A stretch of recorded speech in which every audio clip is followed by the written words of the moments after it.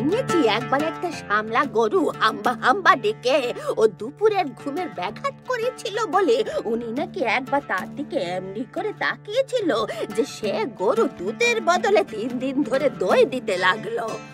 ডান, গপ্প মিরের থেকে 100 নম্বর এপিসোড। কি যে ভালো লাগছে।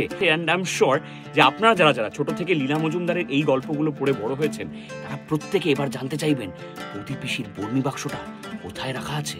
আমার নাম শ্রী গজা। আপনারা যদি আমার এই চরিত্র শুনিতে চান তাহলে এই শনিবার রাত্রি 9 ঘটিকায় আপনাদের সকলকে শুনিতে হইবেক গপ্প মিরের ঠেক। বাপের বাড়ি থেকে কলাটা মুলাটা দূরে থাক, কচুটারও মুখ দেখতে পাইনি।